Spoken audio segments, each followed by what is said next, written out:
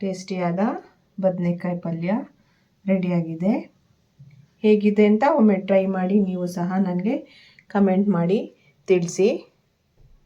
ನೋಡಿ, ತುಂಬ ಟೇಸ್ಟಿಯಾದ ಬದನೆಕಾಯಿ ಪಲ್ಯ ರೆಡಿಯಾಗಿದೆ. ಯಾರೆಲ್ಲ ನನ್ನ ಚಾನಲ್ನ ಹೊಸದಾಗಿ ನೋಡ್ತಿದ್ದೀರೋ ಪ್ಲೀಸ್ ಲೈಕ್ ಮಾಡಿ, ಶೇರ್ ಮಾಡಿ, ಸಬ್ಸ್ಕ್ರೈಬ್ ಮಾಡ್ಕೊಳ್ಳಿ. ಆದಷ್ಟು ಸಪೋರ್ಟ್ ಮಾಡಿ. ವಿಡಿಯೋನ ಎಲ್ಲೂ ಸ್ಕಿಪ್ ಮಾಡದೆ ನೋಡಿ ಪ್ಲೀಸ್. ನಿಮ್ಮ ಸಪೋರ್ಟ್ ನಮಗೆ ತುಂಬ ಅತ್ಯಮೂಲ್ಯ. ನಮಸ್ತೆ family, welcome back to my channel it's Chinni's world. ನಾನಿವತ್ತು ಸಿಂಪಲ್ ಆಗಿ ಒಂದು ಸೈಡ್ ಡಿಶ್ಶು ಹಾಗೂ ಚಪಾತಿಗೆ ಆಗುವಂತಹ ಒಂದು ಪಲ್ಯನ ತೋರಿಸ್ತಿದ್ದೀನಿ. ಸೈಡ್ ಡಿಶ್ಗೂ ಅಂತೆ ತುಂಬ ಚೆನ್ನಾಗಿರುತ್ತೆ, ಚಪಾತಿಗೂ ಸಹ ಚೆನ್ನಾಗಿರುತ್ತೆ, ಹಾಗೇನೂ ಸಹ ತಿನ್ಬೋದು. ಬದನೆಕಾಯಿ ಪಲ್ಯ ಮಾಡಿ ತೋರಿಸ್ತಾ ಇದ್ದೀನಿ. ಬನ್ನಿ ಹೇಗೆ ಮಾಡೋದು ಅಂತ ನೋಡೋಣ. ಈಗ ಬದನೆಕಾಯಿನ ಸಾಲ್ಟ್ ವಾಟರಲ್ಲಿ ಕಟ್ ಮಾಡ್ಕೋಬೇಕು. ನಾನು 2 ಆನಿಯನ್ನು 1 ಟೊಮೆಟೊನ ಕಟ್ ಮಾಡಿ ಇಟ್ಕೊಂಡಿದ್ದೀನಿ. ಈಗ ಬದನೆಕಾಯಿನ ಇದನ್ನು 4 ಪೀಸ್ ಮಾಡ್ಕೊಳ್ಳೋಣ.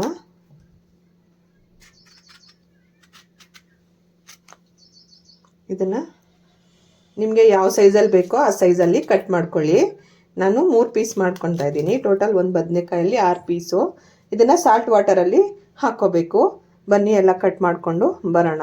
ತುಂಬ ಚೆನ್ನಾಗಿರುತ್ತೆ ಸೈಡ್ ಡಿಶ್ಗೆ. ತುಂಬ ಸಿಂಪಲ್ ಆಗಿ ಬೇಗ ಮಾಡ್ಕೊಬೋದು. ತುಂಬ ಏನು ಹೆವಿ ಏನು ಇಂಗ್ರೀಡಿಯೆಂಟ್ಸ್ ಏನು ಅವಶ್ಯಕತೆ ಇಲ್ಲ. ಬದನೆಕಾಯಿ ಒಂದಿದ್ರೆ ಮನೇಲಿರೋ ಇಂಗ್ರೀಡಿಯೆಂಟ್ಸ್ ಅಲ್ಲೇ ಮಾಡ್ಕೊಬೋದು.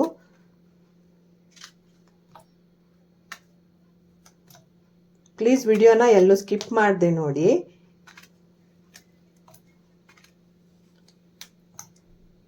ಈ ಥರ ಕಟ್ ಮಾಡ್ಕೊಬೇಕು ಬದನೆಕಾಯಿನೆಲ್ಲ. ನಿಮಗೆ ಉದ್ದುದ್ದ ಬೇಡ ಅಂದರೆ ನೀವು ಇನ್ನೂ ಸಣ್ಣಗೆ ಬೇಕಾದರೂ ಹಚ್ಕೋಬೋದು. ಉದ್ದುದ್ರ ಇದ್ದರೆ ತುಂಬಾ ಚೆನ್ನಾಗಿರುತ್ತೆ. ನಾವು ಸೈಡ್ ಡಿಶ್ಗೂ ಸಹ ತಿನ್ನೋದ್ರಿಂದ ಹಾಗೇನೂ ಸಹ ತಿನ್ನೋದಕ್ಕೆ ತುಂಬಾ ಚೆನ್ನಾಗಿರುತ್ತೆ. ಸೊ ಅದಕ್ಕೋಸ್ಕರ ನಾನು ಉದ್ದುದ್ದ ಕಟ್ ಮಾಡ್ಕೊಳ್ತಾ ಇದ್ದೀನಿ. ಇಲ್ಲಾಂದರೆ ನೀವು ಇನ್ನೂ ಸ್ವಲ್ಪ ಸಣ್ಣಗೆ ಕಟ್ ಮಾಡ್ಕೊಬೋದು. ನಿಮಗೆ ಯಾವ ಸೈಜಲ್ಲಿ ಬೇಕೋ ಆ ಸೈಜಲ್ಲಿ ಕಟ್ ಮಾಡ್ಕೊಬೋದು.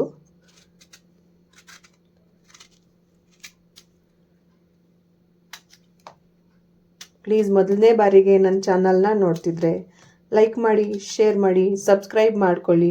ಪ್ಲೀಸ್ ಆದಷ್ಟು ವಿಡಿಯೋನ ಶೇರ್ ಮಾಡಿ.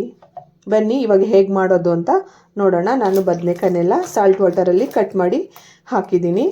ಈಗ ಒಗ್ಗರಣೆ ಹಾಕ್ಕೊಳ್ಳೋಣ. ಬನ್ನಿ, ತುಂಬ ಸಿಂಪಲಾಗಿ ಮಾಡ್ಕೊಬೋದು. ಕಡಿಮೆ ಇಂಗ್ರೀಡಿಯೆಂಟ್ಸು, ಜಾಸ್ತಿ ಏನು ಅವಶ್ಯಕತೆ ಇಲ್ಲ. ಬನ್ನಿ ಇವಾಗ ಹೇಗೆ ಮಾಡೋದು ಅಂತ ನೋಡೋಣ. 2 ಟೇಬಲ್ ಸ್ಪೂನಷ್ಟು ಎಣ್ಣೆನ ನಾನು ಹಾಕ್ಕೊಳ್ತಾ ಇದ್ದೀನಿ.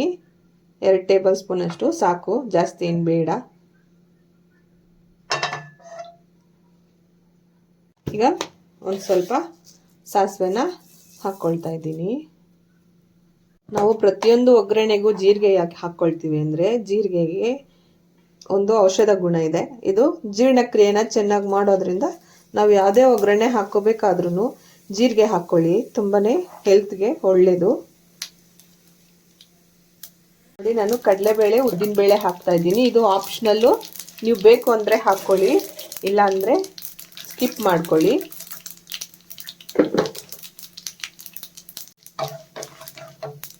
ನಾನು 2 ಚಿಕ್ಕ ಆನಿಯನ್ನ ಕಟ್ ಮಾಡ್ಕೊಂಡಿದ್ದೀನಿ, ಹಾಕ್ಕೊಳ್ತಾ ಇದ್ದೀನಿ.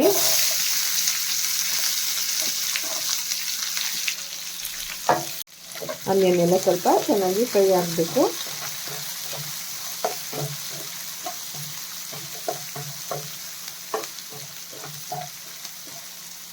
ಒಂದು ಟೊಮೆಟೊನ ಕಟ್ ಮಾಡಿ ಇಟ್ಕೊಂಡಿದ್ದೀನಿ, ಅದನ್ನು ಸಹ ಹಾಕ್ಕೊಳ್ತಾ ಇದ್ದೀನಿ.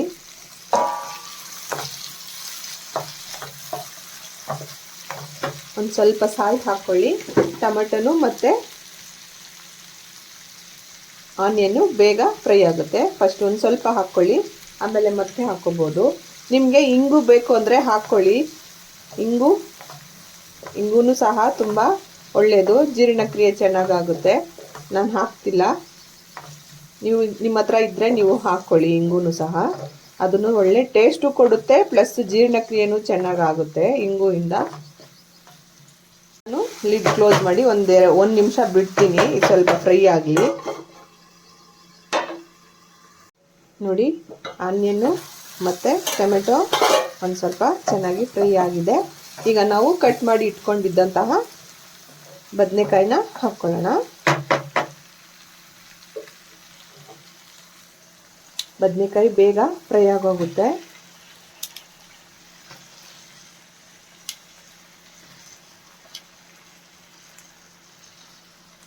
ತುಂಬ ಸಿಂಪಲ್ಲಾಗಿ ಈಸಿಯಾಗಿ ಸಹ ಮಾಡ್ಕೊಬೋದು.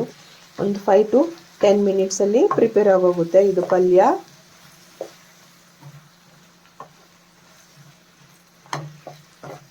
ಚಪಾತಿಗಂತೂ ತುಂಬಾ ಚೆನ್ನಾಗಿರುತ್ತೆ. ಒಮ್ಮೆ ಟ್ರೈ ಮಾಡಿ, ಹೇಗೆ ಬಂತು ಅಂತ ನನಗೆ ಕಮೆಂಟ್ ಮಾಡಿ ತಿಳಿಸಿ. ಈಗ ಇನ್ನೊಮ್ಮೆ ನಾನು ಲಿಡ್ನ ಕ್ಲೋಸ್ ಮಾಡಿ ಬಿಡ್ತೀನಿ. ಇನ್ನೊಂದು 2 ಮಿನಿಟ್ಸು ಲಿಡ್ನ ಕ್ಲೋಸ್ ಮಾಡ್ತಾಯಿದ್ದೀನಿ. ನೋಡಿ, ಇನ್ನೊಮ್ಮೆ ಲಿಡ್ನ ತೆಗೆದು ಇನ್ನೊಂದು ಸರಿ ಅಷ್ಟೇ, ಬೇಗನೆ ಇದು ಬೆಂದ್ಕೊಂಡ್ಬಿಡುತ್ತೆ ಬದನೆಕಾಯಿ. ಇದೇನು ತುಂಬ ಟೈಮ್ ಏನು ತಗೊಳ್ಳೋದಿಲ್ಲ. ಒಂದು 5 to 10 ಮಿನಿಟ್ಸ್ ಒಳಗಡೆ ನಮಗೆ ಪ್ರಿಪೇರ್ ಮಾಡ್ಕೊಂಡ್ಬಿಡ್ಬೋದು ನಾವು ಬದನೆಕಾಯಿ ಪಲ್ಯನ.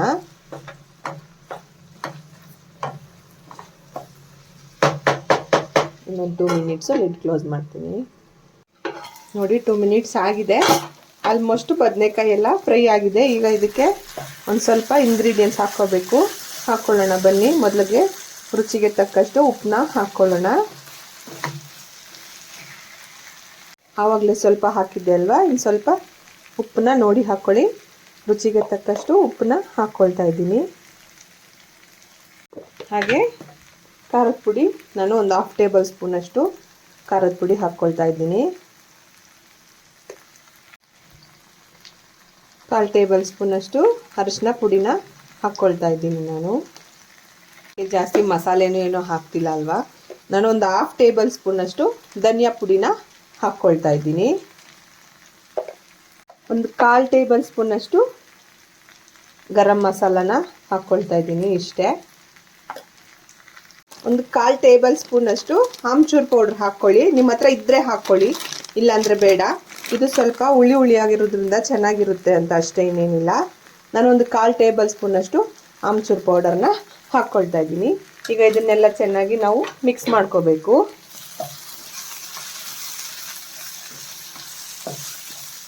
ಇದು ನಾವು ರೈಸ್ಗೆ ಸಹ ಮಿಕ್ಸ್ ಮಾಡ್ಕೊಂಡು ತಿನ್ಬೋದು, ಚೆನ್ನಾಗಿರುತ್ತೆ. ರೈಸ್ಗಾದರೂ ಅಷ್ಟೇ ತುಂಬಾ ಚೆನ್ನಾಗಿರುತ್ತೆ. ರೈಸ್ಗೂ ಸಹ ನಾವು ಮಿಕ್ಸ್ ಮಾಡ್ಕೊಂಡು ತಿನ್ಬೋದು. ಚಪಾತಿಗೆ ಆಗಲಿ, ಇಲ್ಲಾಂದರೆ ಸೈಡ್ ಡಿಶ್ಗೆ ಆಗಲಿ, ಎಲ್ಲದಕ್ಕೂ ತುಂಬಾ ಹೊಂದ್ಕೊಳ್ಳುತ್ತೆ ಈ ಪಲ್ಯ. ಈಗ ಇದೆಲ್ಲ ಪೌಡರ್ ಎಲ್ಲ ಆಗಿದೆ ಅಲ್ವಾ. ಇದನ್ನು 1 ನಿಮಿಷ ಸಾಕು. ನಾವು ಲಿಡ್ ಕ್ಲೋಸ್ ಮಾಡಿಬಿಟ್ರೆ ಎಲ್ಲ ಅದಕ್ಕೆ ಸ್ವಲ್ಪ ಚೆನ್ನಾಗಿ ಉಪ್ಪು ಖಾರ ಎಲ್ಲನೂ ಚೆನ್ನಾಗಿ ಹಿಡ್ಕೊಳ್ಳುತ್ತೆ. ಅದಕ್ಕೋಸ್ಕರ ಒಂದೇ 1 ನಿಮಿಷ ನಾವು ಲಿಡ್ ಕ್ಲೋಸ್ ಮಾಡಿ ಬಿಡೋಣ. 1 ಮಿನಿಟ್ ಆಗಿದೆ, ಪ್ರಿಪೇರ್ ಆಯಿತು. ಈಗ ನಾವು ಒಂದು ಬೌಲ್ಗೆ ಇದನ್ನು ಶಿಫ್ಟ್ ಮಾಡ್ಕೊಳ್ಳೋಣ. ಲಾಸ್ಟಲ್ಲಿ ಒಂದು ಸ್ವಲ್ಪ ಕೊತ್ತಂಬರಿ ಸೊಪ್ಪನ್ನ ಹಾಕ್ತಾಯಿದ್ದೀನಿ. ಈಗ ಒಂದು ಬೌಲ್ಗೆ ನಾವು ಸರ್ವ್ ಮಾಡ್ಕೊಳ್ಳೋಣ ಬನ್ನಿ. ತುಂಬ ಟೇಸ್ಟಿಯಾಗಿರುತ್ತೆ ಬ್ರಿಂಜಾಲ್ ಪಲ್ಯ, ಬದನೆಕಾಯಿ ಪಲ್ಯ ರೆಡಿಯಾಗಿದೆ. ಬದನೆಕಾಯಿ ಪಲ್ಯ ರೆಡಿಯಾಗಿದೆ. ಇಲ್ಲಿ ತನಕ ಈ ರೆಸಿಪಿನ ನೋಡಿದ್ದಕ್ಕೆ ತುಂಬ ಹೃದಯದ ಧನ್ಯವಾದಗಳು. Thank you so much. Thanks for watching.